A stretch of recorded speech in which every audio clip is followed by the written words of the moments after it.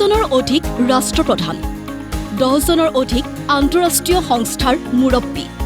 তিয়ানজিনত সম্পন্ন SCOৰ পূৰ্ণাংগ অধিৱেশন।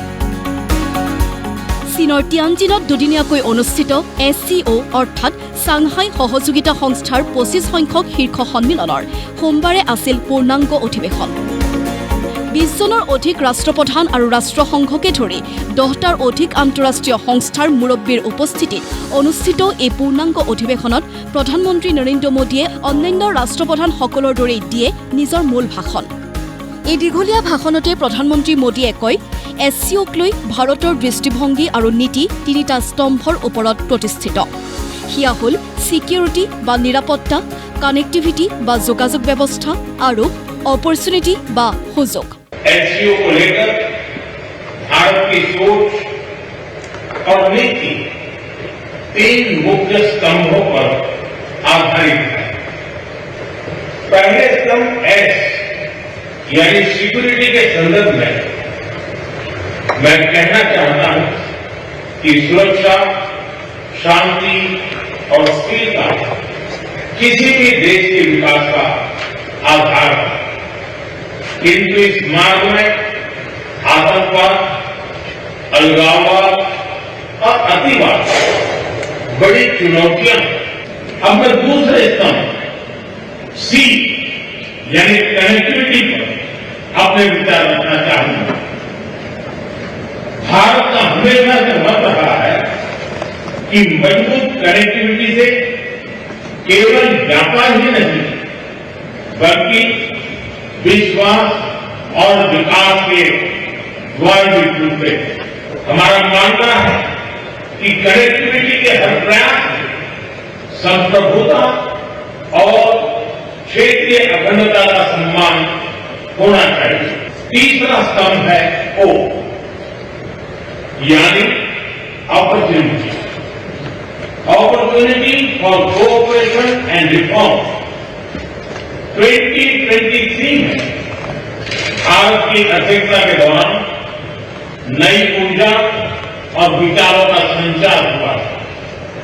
स्टार्टअप और innovation, traditional medicine, youth empowerment, digital inclusion और शेयर्ड बुद्धिस्ट हेरिटेज जैसे नए विषयों को अपने सहयोग में जोड़ा। আনহাতে উদ্যোক্তা দেশ চীনৰ ৰাষ্ট্ৰপতি জি জিনপিঙে নিজৰ উদ্বোধনী ভাষণত কয়, সম্প্ৰতি সমগ্ৰ বিশ্ব পৰিস্থিতি এক পৰিৱৰ্তন আৰু অস্থিৰতাৰ মাজেৰে গতি কৰিছে। এনে সময়ত SCOৰ সদস্য দেশবোৰেও নিৰাপত্তা আৰু সুৰক্ষাৰ ক্ষেত্ৰত এক প্ৰত্যাহ্বানৰ মাজেৰে গতি কৰিবলগীয়া হৈছে। ইফালে সোমবাৰে তিয়ানজিনত প্ৰধানমন্ত্ৰী নৰেন্দ্ৰ মোদীয়ে ৰাছিয়াৰ ৰাষ্ট্ৰপতি ভ্লাদিমিৰ পুটিনৰ সৈতে অনুষ্ঠিত কৰে এক গুৰুত্বপূৰ্ণ বৈঠক। আলোচিত হয় একাধিক দ্বিপাক্ষিক আৰু আন্তঃৰাষ্ট্ৰীয় বিষয়। বৈঠকৰ সময়তে প্ৰধানমন্ত্ৰী মোদীয়ে ৰাষ্ট্ৰপতি পুটিনক কয়, ডিচেম্বৰত আপোনাৰ আগমনৰ বাবে ভাৰতবাসীয়ে আগ্ৰহেৰে অপেক্ষা কৰিছে। हम लगातार संपर्क में रहे हैं। दोनों पक्षों के बीच नियमित रूप से कई उच्च स्तरीय बैठकें भी हुई है। इस वर्ष दिसंबर में हमारी 23वीं समिट के लिए 140 करोड़ भारतीय उत्सुकतापूर्वक आपका इंतजार कर रहे हैं। एक्सेलेंसी, ये हमारी special and privilege strategic partnership की गहराई और व्यापकता का परिचायक है। कठिन से कठिन परिस्थितियों में भी भारत और रूस हमेशा कंधे से कंधा मिलाकर चले हैं। हमारा करीबी सहयोग न केवल दोनों देशों के लोगों के लिए बल्कि वैश्विक शांति, स्थिरता और समृद्धि के लिए महत्वपूर्ण है।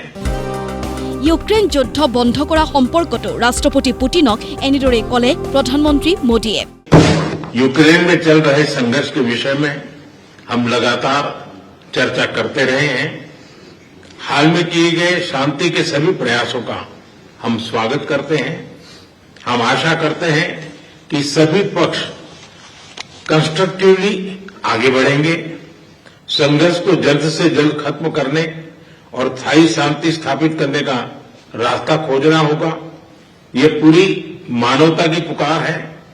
एक्सेलेंसी, एक बार फिर आपका मैं हृदय से बहुत बहुत धन्यवाद करता हूं। প্ৰধানমন্ত্ৰী মোদীৰ বক্তব্যৰ শলাগ লৈ ৰাষ্ট্ৰপতি পুটিনে দুয়ো দেশৰ মাজত বহুমুখী সহযোগিতা অব্যাহত থকাৰ কথা কয়।